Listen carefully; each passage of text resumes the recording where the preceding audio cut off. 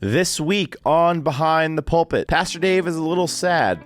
We find out why. A lot of weeping and mourning for Cowboys fans today, but the good news is my assigned text for this week is, "Blessed are you who weep now, for one day you will laugh." We received a handful of questions from you guys. Thank you so much for submitting your questions. Keep asking them. We answer a few of those today. Both are great translations. Both are evangelically sound. Bob and I are They're probably the mainly two most concerned. popular translations today. Probably are, yeah. Along with all that, we cover a news story about the welfare of man's best friend, discuss the upcoming election, dive into Pastor Bob's sermon on Luke chapter 5 from yesterday, and we wrap it all up with a theology sprint. You're not going to want to miss any of today's episode. South Korea. Dogs. Decided to formally decide that Fido was not food. And as always, wherever you may be watching or listening to this today, we hope you're having a wonderful day. Please sit back, relax, and enjoy this week's edition of Behind the Pulpit.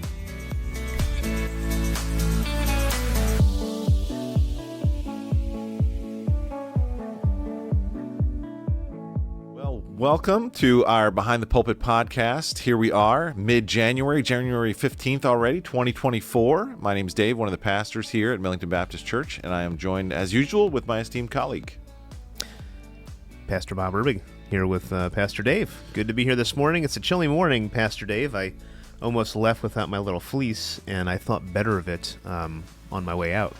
It is cold. It's chilly. It is officially January, the longest month of the year. I don't care what everybody says, and it is definitely brisk. How did your Toyota do this morning? Did it fire up, or Yep, you doing have to okay. give it a little jump start? No jump start necessary. Although it's been cold, not just here in New Jersey, but all across the country. My brother was at the Dallas Cowboys game yesterday, and it was about 19 degrees in Texas. So there's a cold front sweeping the nation. And speaking of cold, boy, the Cowboys could not play football yesterday. So it went beyond just Texas, right? It kind of followed. Were they playing in Texas? Yeah, they were. Oh, well, maybe that's why they don't know. They don't know what to do with the cold weather down there. Well, they closed the roof, so the stadium was temperature controlled.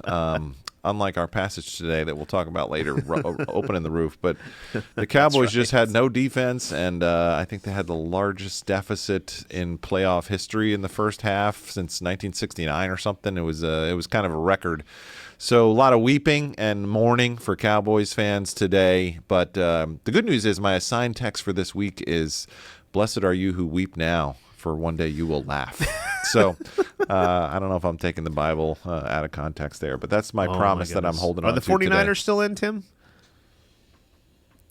The 49ers had a bye, so they play next week. I'm happy. The Kansas City Chiefs won Saturday night. So where are we shaping up? Are we in the championship, or where are we at right now? You're in the quarterfinals? NFC divisional round, so the quarterfinals. Quarterfinals. All right. So who's still in? Let's get the rundown. Who's still in? The NFC is the Packers. Sorry, Pastor Dave. The 49ers. Dun, dun, dun. The Eagles play tonight. Eagles. Against the Buccaneers. Mm-hmm. And the Lions won their game over the Rams yesterday. And then the AFC, I don't know how they're going to do it, but the Bills are playing tonight. Apparently it's going to snow really badly, and it has been. Snow doesn't stop them up there in Buffalo. The Ravens got a bye. And then the Texans won yesterday. And then there's one more that I can't think of. You know, that was pretty impressive, Tim. Bob just put you on the spot, and you just came up with it. Wow. It doesn't even look like you're looking at a screen back there. I could have done the whole bracket that quickly, but that's I couldn't get all of them. I missed one of the AFC teams. I wish it was the Jets, but we're fully I can't believe it. Shout out to our friend Rick Splinter. We're actually recording right now. Yeah. Well, you know what? Was he a Jets fan? No, he just texted me. Oh. It's fully NFL season time, and we got a lot going on at the life of our church. Quick little recap. We had a fantastic weekend here at Millington Baptist Church. Friday night, we had the Night of Revival, and it was fired up. It was jamming, right? It was great. We had some seeking the Lord. We had some prayer time. We had worship. We had a great message.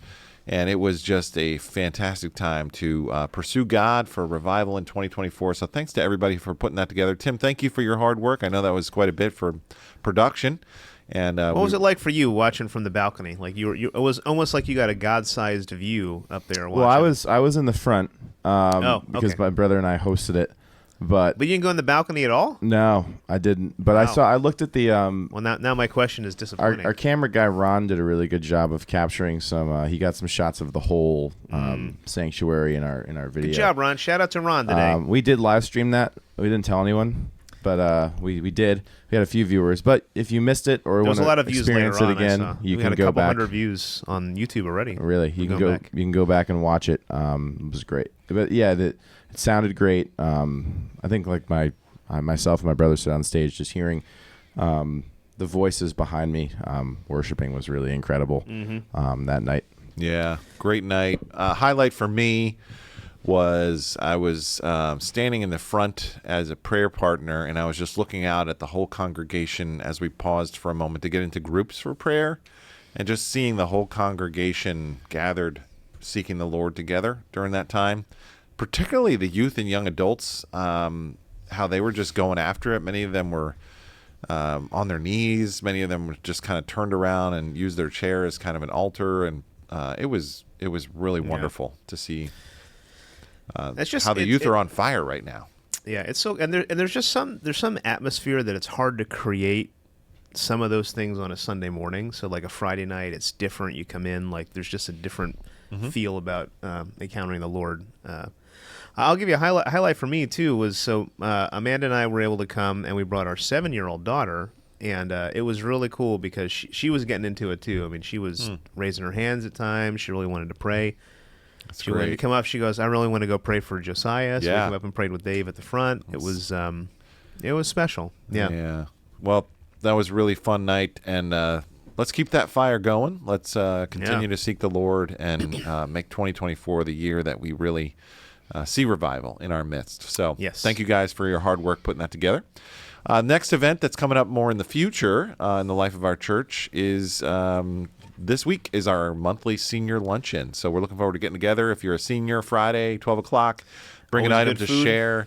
We're going to have a special presentation from Lois Bennett, our strategic partner who heads up the ministry of Feeding Hands. And so we're going to hear about that ministry and enjoy some fellowship together this Friday.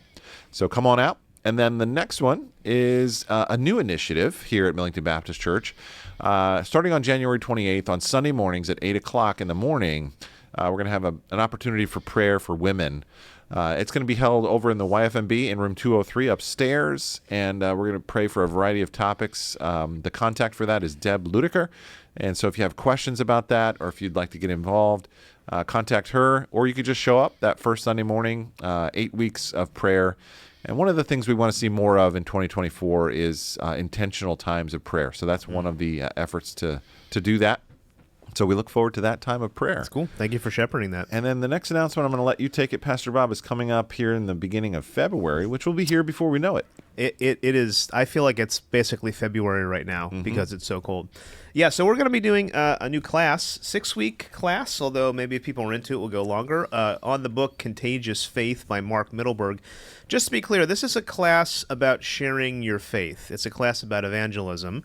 It's got a video-based thing. I'm going to be leading it with Delia and Stan Kang. So we're going to rotate the weeks that I'm preaching. Obviously, I can't do it. They'll take the lead on those weeks. But the thing that I love about this book, that if you're somebody who maybe struggles with sharing your faith, you want to learn more about that, you got some people in your life that don't know the Lord, what he does is he goes through 5 different evangelism styles and how they can work together. So maybe you are somebody who really likes to share your story. Maybe you're somebody who likes to really get into the theological arguments, the philosophical, apologetical stuff. Maybe you're somebody who's really good at just building friendships and inviting people in. There's all these different styles that you might have that you might not have thought about as being evangelistic, but when you pair them together, like maybe your wife is really good at building the relationships, but you're really really good at presenting in a winsome way the arguments for the faith. You guys can work together. It's that type of thing. So you'll get a book. You come in. We'll watch the videos. We'll talk about it. We'll strategize. And I think you will very much be blessed by the 6 weeks of this study. So I heard there's no seminar class. So if you're missing a class at 9 a.m. on Sunday from the beginning of February through mid-March, join us. We'd love to have you. Awesome. So check out the website for more details on that, but that's coming up soon. So those are the announcements, and now we've reached the point in our Behind the Pulpit podcast where we talk about what's going on in the news. Pastor Bob, it's been a busy news feed week for me. A lot going on. We're in the middle of the primary season. Today is the Iowa caucus. Kick off for the Iowa caucus. And we'll be finding out tomorrow morning how the Republican candidates stacked up next to one another. So it's anybody's game, I think, at this point. I guess depending on who you talk to, most of the polls say Trump is really far out in front, but who knows? Maybe the polls are wrong. So who's still in the race? We got Trump, obviously. We got Nikki Haley. We got Ron DeSantis. She's still texting me. Nikki Haley's texting.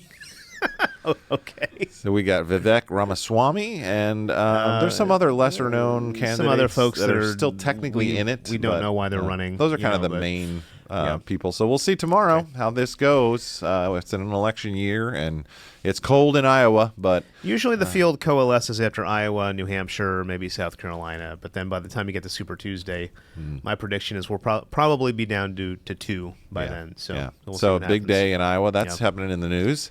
And then let's go across the world to an interesting story that Bob and I both came across regarding, was it North Korea or South Korea? South Korea. South Korea. Dogs. Decided to formally decide that Fido was not food. And this was on a news podcast that we listened to. The guy talked about this story for like 15 minutes. I was shocked, but I didn't know.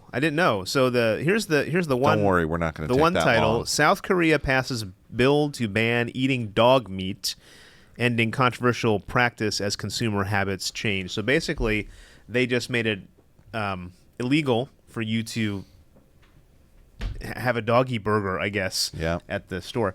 What was interesting in the commentary, though, I found is that what he was saying, this commentator was saying that usually dogs become pets in more affluent societies, but in societies that are very poor, they're looking for any kind of source of protein they can possibly have. Right. And he walked through the whole history of where dogs came from. So like we, in America, since we're very affluent, we always think of dogs as basically being another part of the family. I think I had somebody tell me dogs are humans too at some point. Whoa. If you study the Gospels, dogs are typically a derogatory term because they were not the kind of house pets that we enjoy today. They were mostly stray animals that were scavengers. No fluffy Bichon Frises anywhere. No. So when you see the word dog in the Gospels or even in some of the epistles, it's usually not a positive adjective or attribute that's being used to describe someone. To call them a dog was not an encouraging term of endearment. So well, do you remember what was his ultimate worldview analysis and why we were talking about dogs? It had to do with the Imago Dei and the view of human life versus the worth of dogs versus humans. I think that's kind of where he landed, if I remember correctly. Yeah, and we're talking about the briefing here. So typically we tend to think that there's a special category for human beings being made and valued and honored and of worth because we're made in the image of God. And so we don't put, although we love our pets, we don't put our pets in the same category in terms of equal protection as we do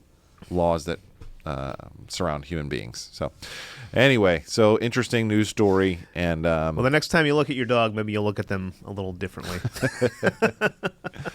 All right, so that is our In the News segment. The next thing that we want to talk about are... Real quick, Pastor Dave. Yes. I have a... Tim's getting hungry over there. I have a request man. from Mr. Rick Splinter. He says, if you could, being a Packers fan, could you pass on my condolences to Pastor Dave? Thank you, Rick. Okay, there you go. I appreciate that little veiled sense of gloating there, Rick. Good luck with the Packers. They played an excellent game. The quarterback was fantastic. Love the Packers. If he's watching now, the requirement is that Rick needs to bring a big block of cheese and give it to you. Yeah. Maybe like a block of cheese with some Reese's on top. Cheesehead Oh, Dave. man. Speaking of terrible food. Okay. Well, good job there, Rick. And there's always next season. Chocolate-covered cheese. Once again, the Cowboys are on a long playoff losing streak since, I think, 1995. So Has it been that long? It's been a rough Really? 20. Wow. Since Emmitt Smith and Troy years. Aikman, they haven't. I don't know how much you guys know about hockey, but the running joke in the NHL is that the Toronto Maple Leafs are always really good every year, and then they lose in the first round of the playoffs. So I saw a picture of the Dallas Cowboys, but instead of the star, it was a Toronto Maple Leafs jersey on the helmet. Yeah. Although they did break the curse, they beat the Tampa Bay Lightning in the first round last year, but lost in the second round. Anyway, It's tough being a Dallas fan these days. Thanks, Rick. Thanks for the shout-out. Yeah. Now All back right. to theological items. So we had some questions that came in this week. Thank you guys so much for participating and shooting in your questions for us. We had a lot. I think there was 5 or 6, and so we're not going to be able to cover all of them today. It was a deluge of questions, Yeah, an avalanche of questions, which is this great. week. But we're just going to take them incrementally, and we'll get to some of the other questions another time. But we did want to cover a couple of them today. So let's take a look at the first one, which says this: why does NBC use the ESV version of the Bible? Maybe more pointedly, what's the difference between the NIV and the ESV? That is a great question. Both are great translations. Both are evangelically sound. Bob and I are They're probably the two mainly most concerned, popular translations today. Probably are, Yeah. yeah. In America, we're mainly concerned that you're reading the Bible. So either one of those translations is a fine decision there. We choose to use the ESV for a couple reasons in this particular series. It is the Pew Bible at NBC, so people can follow along very easily. We also encourage people to purchase the ESV Journal of the Gospel of Luke to follow along in our series. But in terms of a translation philosophy, you're asking, like, what's the difference? The ESV is an essentially literal translation that seeks to produce the precise wording of the original text and the style of the biblical writer. So you see a spectrum here on this screen, and I'd like to leave that up just for a moment just to kind of explain what that spectrum is. It's a beautifully colorful one, Pastor Dave. Yeah. I didn't know you had this one. Yeah, so there's on the left side of the spectrum what's called the philosophy of formal equivalence, which is a word-for-word philosophy, and you see the ESV falls on that blue part of the spectrum there, as well as some other translations. Probably the NASB is the most woodenly literal English translation. And then you kind of move over to all the way on the right side of the spectrum is more the paraphrase of the Bible, and this is a retelling. There's really no commitment to try to translate the word for word. It's getting the sense of the passage, and those are things like the Message and those kinds of translations. And then in the middle, you have something called the closest natural equivalence theory, which is like the meaning for meaning. So you have some cultural issues that need to be untangled in the translation boardrooms, and then you have the thought for thought philosophy, which is called the functional equivalence, which may not follow exactly word for word, and so this is where the NIV would fall, but it does follow basically the thought for thought. And so those are kind of the different translations. The NIV is a great Bible. I have a copy of the NIV that's very worn out. It was one of my first study Bibles, and I just tore it up. You can take the screen down, if you will, Tim. That's a wonderful translation. It's said to be like an 8th grade reading level, so it's great for the average reader. You can read that translation and go through large chunks of the Bible. I love it for narrative books of the Bible. It helps you read just a lot at one time in one sitting because it's broken down into paragraph breaks, and it just really flows. The ESV is great for personal study and really diving into what exactly is this word and what exactly is this, how does this verse get translated and what does it mean? And so it's better for deeper studies, I think. If you really want to dive into the original languages, the ESV helps you get there a little bit more quickly. So that's kind of some of the background behind the translation difference. It might also be worth What would you stating, add? I think, that every translation has its strength and weakness, and sometimes the NIV can be helpful in helping the modern reader capture the sense of what's actually going on there. Not that the ESV doesn't, but it's good if you don't know the original languages. It's good to look at a few different translations. Usually, I like to look at ESV, NIV, maybe NLT, like ones that are on different spectrums there to help you get a better sense of what's going on. And then you can go into the Greek if you know that too, or know the tools on how to use that. Right. So hopefully that gives you some insight into your question. We had another question come in, and let's take a look at the next one. So this one names my name here, Pastor Bob. It says, I recall Dave saying... They named names. Dave said this. I got to be careful what I say here. Dave said something a while ago that we preach verse by verse at Millington, but achieving that appears to be difficult in trying to cover large sections of a text in a Sunday. So what does it mean to preach verse by verse, and why is it important? I think that's a great question, and I'd love to sit down over a cup of coffee and explain some of the reasoning in a longer setting with this person. But here's the short answer. So we practice something here called expository preaching. And sometimes that looks like very slow preaching. And like in Ephesians chapter 6, we did an entire, what was that, 6-week We did a series? 6-week series in the summer on Ephesians 6, 10 through 20. Yeah. So that was really slow, and you could really dive into every single word in every single verse. Right. A lot of word studies in those. Last those year, we settings. also did Philippians, which was a 4-chapter book, and that was spread out over about 10 or 12 weeks, and so we were able to go slower through that. I felt like we went pretty slow through Ecclesiastes in the winter series, too. We went a little faster through Ezra Nehemiah because it was larger chunks and narrative, and then we're going a little faster through Luke because it is such a large gospel. It's the gospel of detail. There's so many verses here.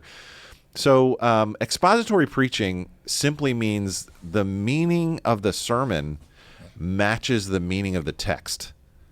In other words, the point of the sermon seeks to be the point of the text. And so that's the philosophy that we ascribe to here. And so sometimes a topical message will seek to derive one truth out of a text and pick one verse out and then trace that theme through the whole Bible. And there's some value there. We do that from time to time. But I think the steady diet of preaching here needs to be expository because we're also teaching people how to read the Bible for themselves and doing that. In the Gospel of Luke, we're going a little faster, and part of the reason is because we're encouraging people to study the Gospel of Luke on their own and pick up some of those details. That's why we did that journaling Bible initiative. But we also want to look at the larger view, sort of the macro level view. So, Pastor Bob, you want to say a little bit more about why that's valuable? Yeah, I will. Maybe I'll also say in terms of Luke, and we did discuss this when we were doing, because I did the general brief, the layout of what we're doing this for the series, of maybe doing like part of it and then coming back and doing the second part. One thing I'd say too about going slow, it's important to understand different narratives. So it's very easy to do that in things like the epistles, like the example of Philippians. But when you get to something like the Gospels or the prophets, and I'll mention this because this is sort of a bit of a joke with us. Like, could you imagine spending basically 3 years going verse by verse through Job? Right. So that's like there's a downside to that. I think the upside to doing larger chunks like what we're doing is it helps you to zoom out and see the larger picture of contextually where certain sections fall within the narrative and the way Luke laid out his entire gospel. And then it's also beneficial to go and zoom in and just do, hey, let's just look at these 4 verses at the beginning, or let's look at this one scene. But it's helpful to see, you can go and you can pull apart every single word, but then seeing that within the context of how Luke is juxtaposing, because sometimes they do this, against other other stories within the gospel is also helpful. I'll give you an example. So for what I did this week, the section that I covered, I mentioned in the sermon basically the first part has a couple scenes about Jesus calling the disciples, but there's miracles. There's 3 miracles that happen, and then immediately after that, it is juxtaposed with these Pharisees and all these controversies about who Jesus is after he's performed these miracles. So you could go in, and actually I did consider this week maybe going in and just focusing in on the paralytic, or just focusing in on the leper, or just the calling and the fish. But then you would have missed a little bit of that other stuff if you didn't look at the larger chunk. So I think what we've tried to do is we've tried to rotate back and forth between going really slow verse by verse and then sometimes going a little bit wider, because it is teaching, hopefully it's teaching folks to read the Bible in several different ways that are both, all of them are beneficial. It's a good. Is that helpful? Yeah, that's good. Similar thing happened in the week before. There was this sermon by Jesus in the synagogue of Nazareth, where he quotes Isaiah 61, says, here's what the Messiah has come to do. He's going to be preaching the good news to the poor, declaring the year of the Lord's favor. The rest of Luke 4 is really him living out that job description and actually setting the oppressed free and actually healing the brokenhearted and doing the things that Isaiah 61 says he's going to do. So if you don't back away and see that whole the forest, not just the trees, you kind of miss what Luke is doing there. Yeah. So we want to try to achieve that too. So it's a balance. And it's hard to do it in certain, like we did Proverbs a couple years ago. Going just verse by verse straight through Proverbs is maybe not the most helpful way to read it, as opposed to looking at the different themes that come up through Proverbs, which is more what we did when we went through that book. Yeah. Yeah. But we do hope that you are looking at these sections of Luke at home. I hope this is helpful for your own personal devotional time, because there is some deeper work that can be done if we look at each particular pericope or a passage in its detail. So there's a lot there. So good question. Yeah. Was there one more question that we wanted to cover, Tim? I'm forgetting if there was. Was that it? All right. And one thing, maybe one last thing about, we do have a preaching calendar that we follow. So usually there's 4 or 5 main chunks through the year that we break up the preaching into to give some variety. So I guess practically speaking, we do have, like, we probably wouldn't do just here's 2 years in Luke, maybe in the future we would consider doing that, but we're kind of in a rhythm right now. So if we're doing, like, maybe we would do Luke 1 through whatever in a certain chunk and then come back to it potentially after we break it up for a summer series. I know people that do that too. Yeah. Well, you know what? Why don't we hold the next question for the middle of the sermon, because it kind of relates directly to the sermon recap. And so, Bob, why don't you tell us a little bit of an overview of what was the sermon about yesterday? You were in Luke chapter 5. What's going on in Luke chapter 5? Yeah, it feels so long ago now of what was happening. That was yesterday, right? The Cowboys have lost. That's right. The Cowboys were... The polls are open. Yeah, it was a faith killer. How is your faith feeling today? It's kind of fallen off the cliff with the Cowboys' loss, huh? Well, that's a good time to apply the Word of God there. There's always next season. So, Luke chapter 5 has a number of scenes, and along with our discussion we just had, there could have been 5 or 6 different sermons that were individually pulled out of Luke 5 and the beginning of Luke 6. What I chose to do was focus in on kind of this faith element and the calling element that gets introduced in the first 11 verses where Jesus calls the disciples. The miracles, and I said this in the message, Jesus often performs miracles to reveal who he is and then build our faith and our trust in him. And so we looked at, what does it mean to have faith, greater faith in this year? So that was kind of the main theme of the message. And we said you need the AAA faith card. And that was some good feedback I got in the run through. AAA faith card. You need astonishment. You need a heart that is astonished. You need to have a sober analysis. If your heart isn't astonished, why is that happening? And then thirdly, you need to have a humble acknowledgement, ultimately, that we are sinners in need of a Savior. And underneath each of those, we looked at what does it look like to have faith? What are 3 faith builders? And that was tied to the 3 miracles that Jesus performed in that section. And then we looked at 3 faith killers that was tied to the Pharisees' reaction to what Jesus was doing. And then ultimately we ended with the idea that we have to place our faith in Jesus. Astonished hearts are what build faith, but resistant hearts, like the Pharisees, are what kill faith. So that was kind of the main framing of the message, and lots of interesting stuff in this passage that I would have loved to dive more into if we had more time.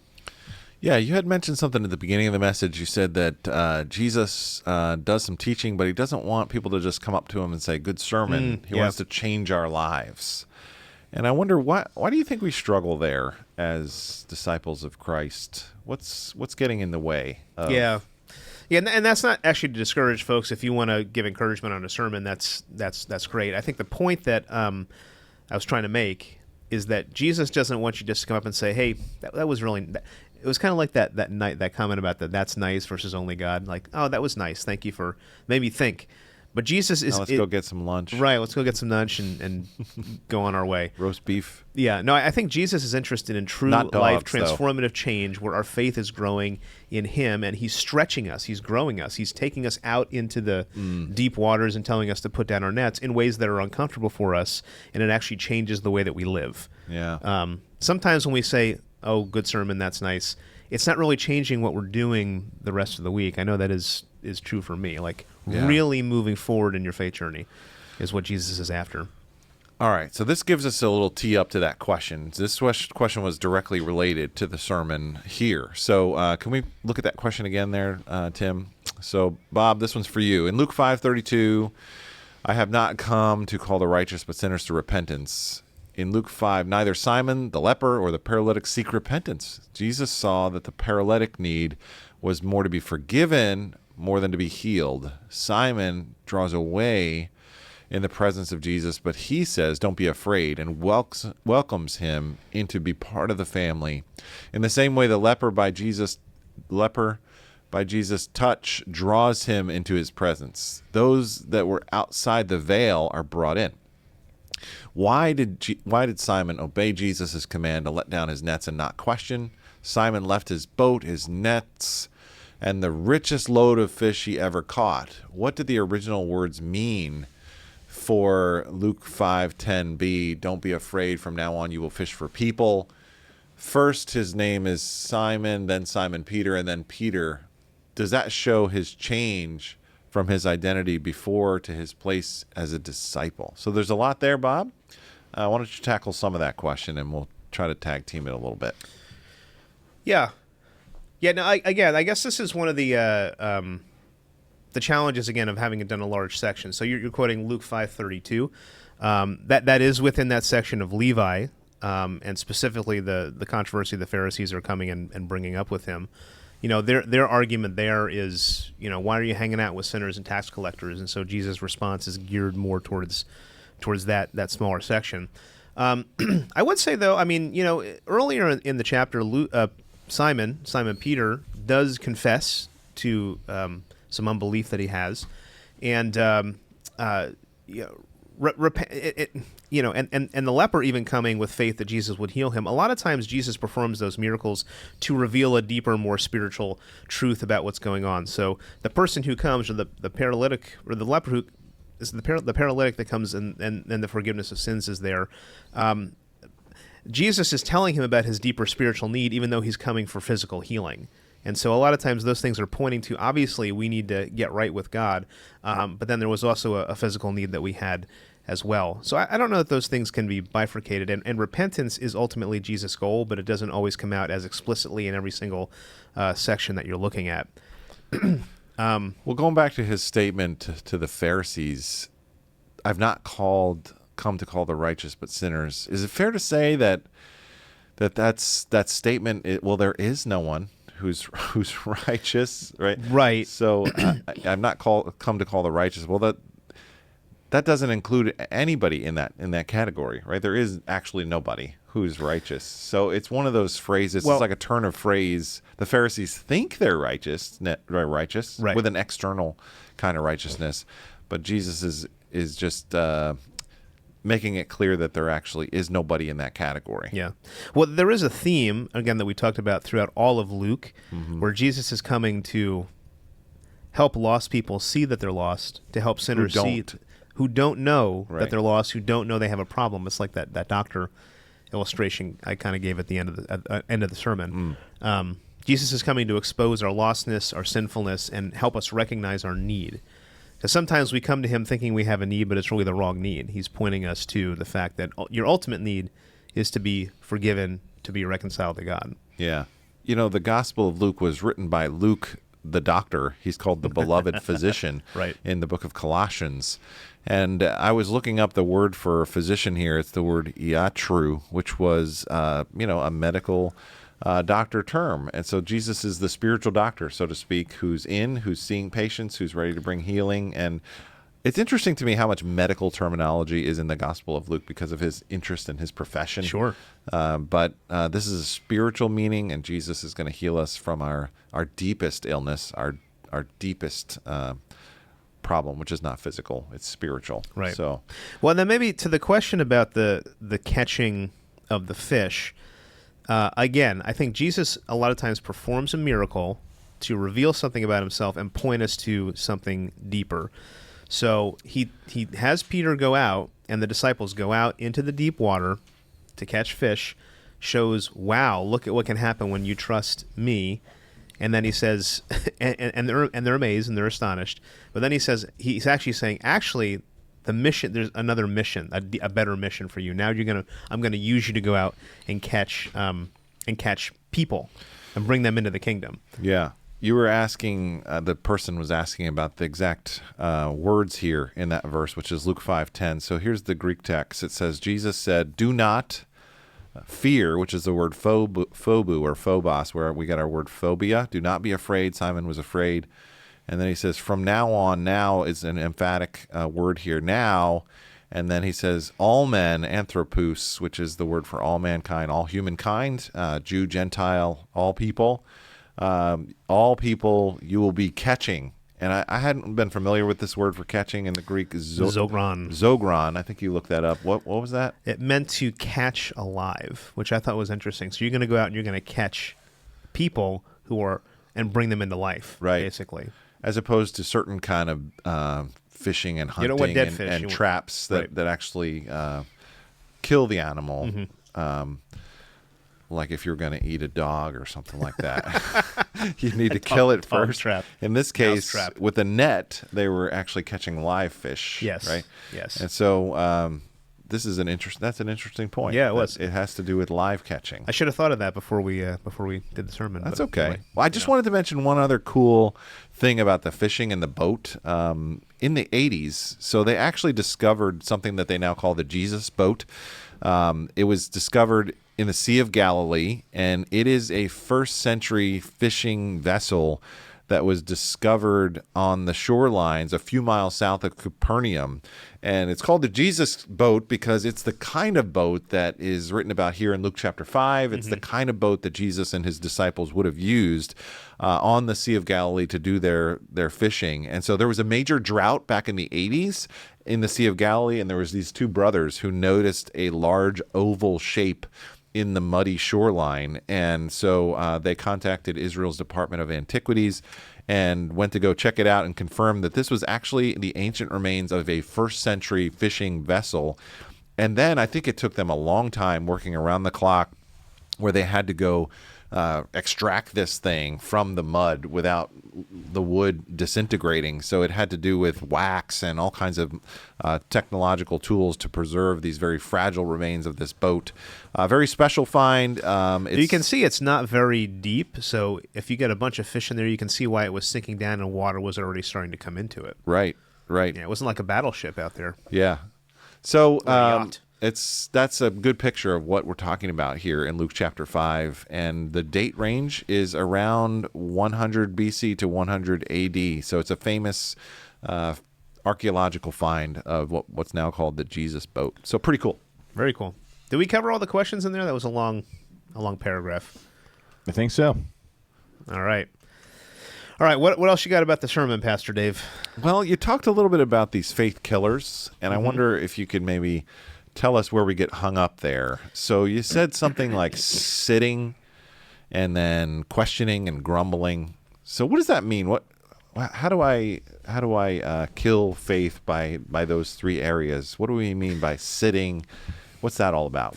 Yeah, I mean, I was taking the words from the text and then trying to apply some principles to them. So I used the sitting because that was what we see the Pharisees doing when they first come into the scene in chapter 5, verse 17. They come and they sit down. And the way that I read that is like I picture all these crowds around. They're coming and hearing Jesus, and then all of a sudden it's like the door opens, the Pharisees walk in, and people are looking at them, and they go up to the front row and they just sit down and they just kind of are looking at them like this, like, all right, what's going on? Like a very skeptical look. And like, all right, impress me. Let's see what's going on. I did think there was, like I said in the message, I do think this was a bit of a power play because Jesus ultimately doing this stuff was a threat to the Pharisees and their influence. So what I did was I tied a message to each of these faith killers, and the message behind the sitting and the questioning and the looking like this is really, I know more than you. Like, who is this guy? Let me come in with the attitude of disproving him, the attitude of discrediting him. You know, and I think we can do that within our own hearts when we see things happen, or when we hear a statement from Jesus. We're like, do I really need to follow that? Like, is that really applicable for me today? And what we're saying behind that is ultimately, I know a little bit more. Like, that was fine for them, but I'm going to live my life now. All of this stuff is ultimately about us wanting to live however we want to live. So I need to be careful about sitting in judgment of Yes. the text, sitting in judgment of That's Christ. That's a good one. A lot of times we come to the Bible and we look at the Bible and we are judging it. We are picking it apart rather than letting the Bible read us in our hearts. Yeah. I've heard it say. So, yeah. And maybe we'll just take one more. How about the grumbling? What was that all about? Ooh. And how do we fall prey to that faith I don't know if killer? you find this, but sometimes I find people that I will mention about. Let me just tie the questioning together with that, because I do think there's different motivations for questioning, and I highlighted two. Sometimes people come and ask questions because they're genuinely wanting to know more. They're genuinely wanting to seek the truth and seek Christ. And you know this. You've probably been in different situations where somebody's like, I really want to know. It's exciting if somebody's really asking questions because they're hungry to know the truth.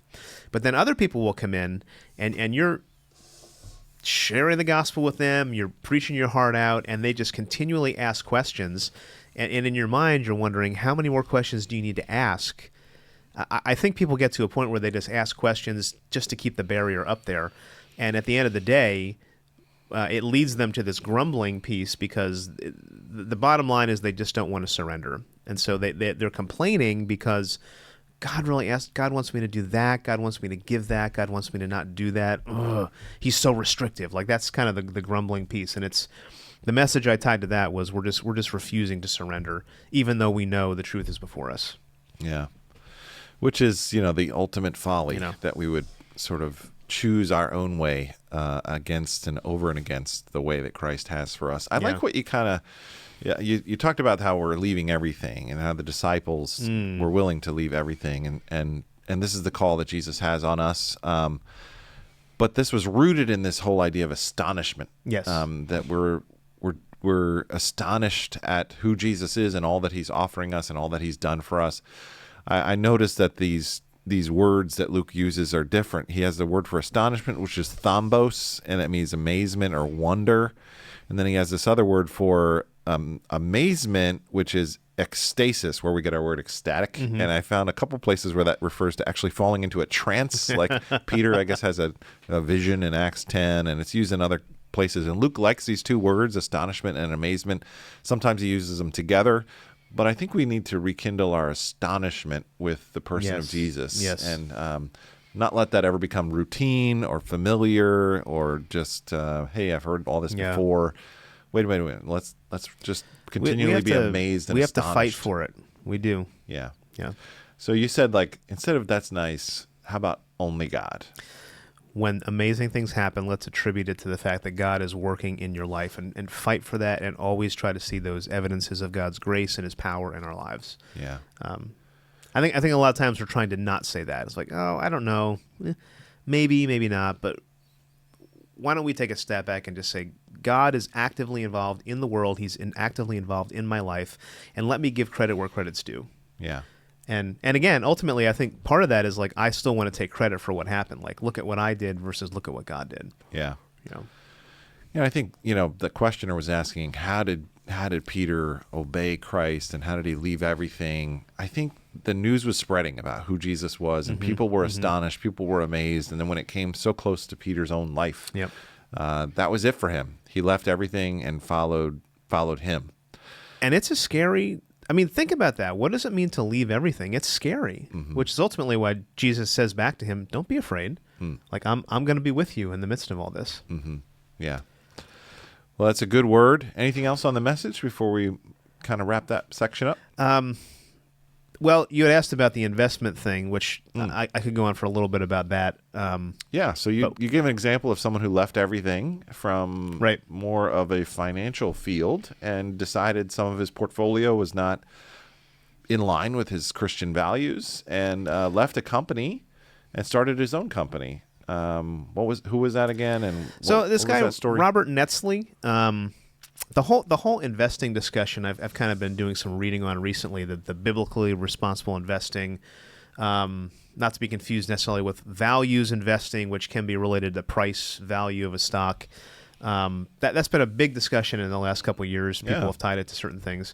So that's worthy of a whole other discussion. Maybe that could be something we do in a later podcast. But the reason I used him was because, and if you go online to Inspire Investing and you look at Inspire Story, you'll see about a 6-minute video where he goes through this whole thing of how he decided to do this, what happened, and it really was for him a leap of faith. I think he said, which I didn't mention, I think he said he had very little money left in his bank account when he did this, and he just went out and said, I feel like God's calling me into this, to really lean into this biblically responsible investing field. It wasn't as well known as it is even today. And he basically thought nobody was going to follow him, but he just said, God, if you want me to do this, I'll do this. And after it started, other people caught the vision, and they were convicted as well. And he had a whole team that came around him. And eventually, the team grew, and they started this investing company called Inspire. Now, they actually, from a financial investing thing, they do something a little different than others. This is going to get, I don't want to get super technical, but there's other companies out there that I do like, companies like Eventide and things like that do more mutual funds. They saw there was nobody out there doing these index fund ETF investing, so they're really kind of doing a bit of a niche that other people aren't doing, and filling a space. And I forget how much money they have under assets, but I think it's in the billions now. And well, maybe we can link to that video, perhaps sure. in the notes, or maybe we can post it to the Millington social media channels. But I think that's a helpful story to get us thinking about. Anyway, the point was that he decided to leave all the stuff that he had, all the things he thought he had the good life, and God, I think he said in the book, God ruined me for the better, because I decided to trust him. Well, that is a great sentence right there. May God ruin us for the better. Right. This is the way our God works. So thanks for the message. Thanks for the exposition of Luke chapter 5. We will continue with our study in the Gospel of Luke next week, as we get to not necessarily listen to a sermon from Pastor Dave, which many of you may be thankful for, but we're going to get to eavesdrop on a sermon that Jesus actually preached. It's famously known as the Sermon on the Plain. So that's what we're going to be talking about next week. Are you going to sit down the whole sermon? Or? Well, we'll just have to see. But hey, thank you guys for your questions, and thanks for engaging with us. Before we get to our sprint for a second, we always like to have a book recommendation every single week. Oh, we forgot about that. One book that would be helpful to you, and so Pastor Bob, you're on the hook this week to recommend only one book for our audience that would be just one book helpful in their spiritual life. In their walk with God. We should have done this earlier. I forgot about this section. I know. So I brought 3 over there, and I was deciding. I'm going to decide game time decision right now. All right. Here's the moment. So which one do you want me to recommend, Pastor Dave? Do the defeats top the one. purpose. The top one. Here we go, man. What do you like about? It's tough. This is one of Pastor Bob's I am gonna, greatest challenges of the week, is choosing only one book. I'm gonna pick a lesser known book. Look how So disappointed he is. This is a at book. this. He's just so. Between me and my grief cover over a the few Cowboys over here. loss and Bob only getting to say one thing about one book, we're just really sad today. It's very sad. So I did a program 2 years ago called the Colson Fellows through the Colson Center for Christian Worldview. Dave and I are going to the conference in about 5 months. Let's go. You'll get to meet this guy, Glenn Sunshine. Glenn Sunshine wrote this book, Why You Think the Way You Do. He's actually from Verona, New Jersey. New Jersey. Big old beard. Shout out to the Garden State. He was a history teacher up at Southern Connecticut University, I think, or a university in Connecticut. And he was really connected with Chuck Colson. So he wrote this book called Why You Think the Way You Do, and it was a series of lectures looking at worldview from the Romans all the way till today. And he walks through the different phases of Western thought and traces it all the way until our modern. Now, the book was published, I think, maybe 15 or 20 years ago, so early 2000s. But what I found interesting about it is he looks at some of the things that were happening in Roman society, and particularly there was a big focus on sexual promiscuity and abortion and things like that. And I thought that eventually, was a brand new problem no, that we and invented. the Christians came in as it was more Christianized and ended those things, and that was very much looked down upon. And what's interesting is cyclically it's coming back to some of those things are becoming much more in vogue. So we're actually much more like the Romans now than we used to be. But he looks at the Enlightenment, he looks at the Middle Ages, and a lot of different thoughts that he traces. It is it was probably one of my favorite books of the program, and you read it right at the beginning to get a sense on how, really, the title, Why You Think the Way You Do, and how culture and everything has influenced you up to this point. So highly recommend this one, the lesser-known book. I'll save the other one for the next time. All right. Thank you for your self-control and only recommending one book this week, Bob. That's a good one. And we'll give you another chance next week to have another one, or the week after, perhaps. Maybe we should each do one each week. You can do one, I'll do one. Oh, We'll my have gosh. dueling Listen book to this guy. recommendations. He just That way can't- then there's two. No, we're having one book per week. I put my foot down. All right. So one book per week. All right. So we're on to that section, Tim, where we're sprinting. And I got gonna my sprint. coffee. Bob's got his coffee from Panera. And we're ready to run. So what are we sprinting about today? We are sprinting about Luke chapter 5. And in Luke chapter 5, Jesus forgives the sins of a paralyzed man before healing him. How does this sequence challenge conventional beliefs about the relationship between physical ailments and sin, and what theological insights can be drawn from this narrative? That's a great question. That's a good question. You want me to kick it off? Give it a try? Sure. Well, I would reiterate what I had said earlier in that people come to Jesus a lot of times thinking they need something, and he reveals something deeper about what's actually going on. So the paralytic comes, thinks he needs physical healing, and Jesus says, no, what you actually need first and foremost is spiritual healing. And so the idea that I'm forgiving your sins is of prime importance in your life. And then he does heal him physically afterwards, but that's not the main thing that's going on, the main need that the man has. Similarly, I think a lot of times we come to Jesus thinking we need one thing, and he actually reveals something else to us to build greater faith and ultimately having a deeper need of him.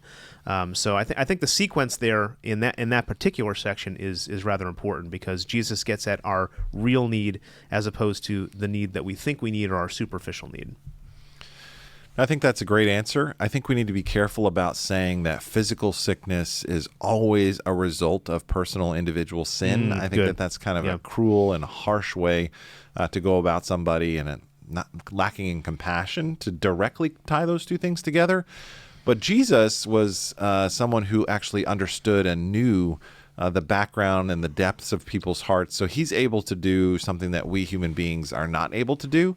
That being said, I don't think we want to say that physical sickness would never be tied to a sinful decision. I do think sometimes the Bible does connect those two things together. So ultimately, we live in a fallen world that is a sin-drenched world, and all of sickness flows out of that.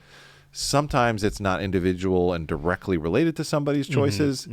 Other times it can be, And so, the New Testament talks about in 1 Corinthians, some of you are sick because you've not been discerning the body of the Lord in this way. Or 1 John 5 talks about a sickness that leads to death, sin that leads to death. So I think we need to be careful about always connecting them together, sickness and sin. And then we also need to be careful about never connecting them together because both can be a reality in the Christian life. But Jesus here takes this opportunity to prove who he is and says, Right. I can forgive sin. They grumble and say, who is this? Who does he think he is?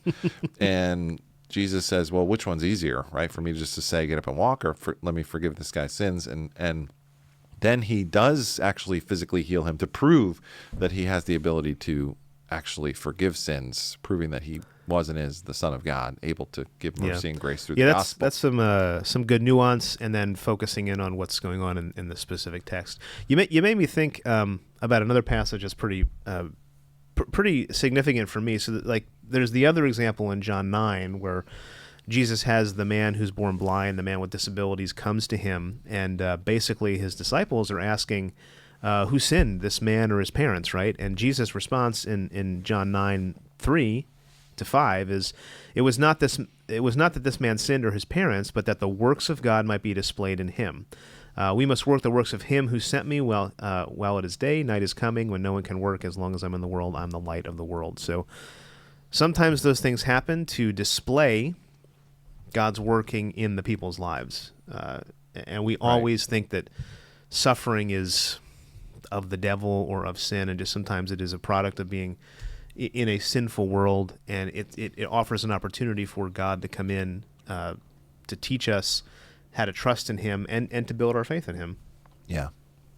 It's a good word. There's a lot more we could say about suffering Obviously. and purposes of that and how that's related to sin specifically, but I think that gives a pretty good short answer. It does. There you go. All right. Well, thank you guys for tuning in to Behind the Pulpit. Come on back next week as we continue in our series through the Gospel of Luke, and we got a lot of exciting things happening at NBC. Stay plugged in, and we do want to say, would you please, if you're watching this, subscribe to our YouTube channel? We're almost at 500. Who's going to be number 500? All right. You got a special prize coming to you from Tim if you are subscriber number 500. So go ahead and smash that subscribe button and make sure you are dialed into all the content that we're putting together. Tim, you got something else before we wrap it up? Nope. All right. Hey, thank you guys for watching. Have a great rest of your week. God bless you.